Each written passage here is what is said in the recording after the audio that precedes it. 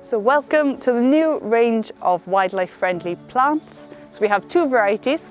We've got the butterfly mix in pink and we've got the bee variety in purple.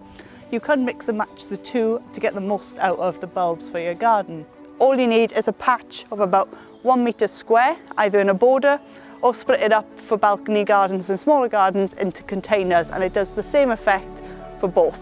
So these ones are summer flowering varieties. So if you plant them in March, you'll expect them to start blooming and flowering about June to August time. Obviously it depends on the weather, but you can leave these ones in over the winter. You don't need to take them out. You can just pop them in and allow them to flower then. So the later you leave to plant them, the later in the year they'll come out. But ideally you want to get them in the ground itself around March, April time to get the most out of them during peak pollination time during June, July and August. So your bees and your butterflies make the most out of them. So just diving into the bee mix, we've got a range of tubers, we've also got bulbs, and we have some small seed pockets as well. So in here we have the Coreopsis. So this is more of a tuber that you want to plant in the ground. So once you plant it below the surface, it'll start to have these little shoots coming off it, and then that will begin to spread. So it's a perfect plant for filling in gaps, as it will naturally just take over patches that is available for it. It's a bright yellow variety, which is brilliant for those seeking more flowery, scented flowers, but also those with brighter colours. So to match with your yellow, we also have our lily.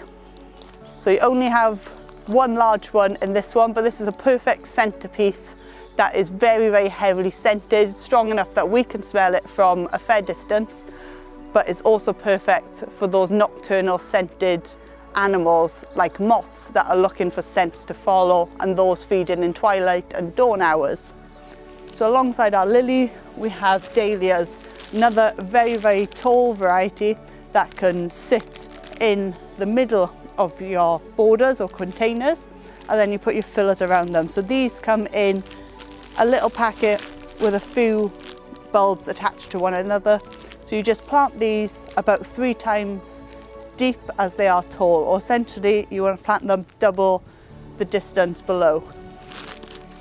So alongside Dahlias, we have anemones.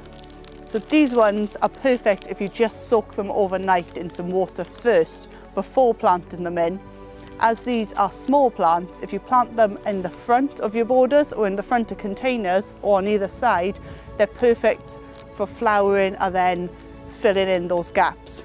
But as they have very large petals, they're great for smaller varieties of bees to feed upon and smaller butterflies that you find in your garden, such as speckled woods. Depending on the year, they might flower earlier or they might flower a bit later. But these ones are perennial. So once you plant these, they'll return year after year. So it's perfect if you planted the 2 varieties that we have on offer, and then they'll start to flower and you have a bright burst of colour for your pollinators and your butterflies in your gardens.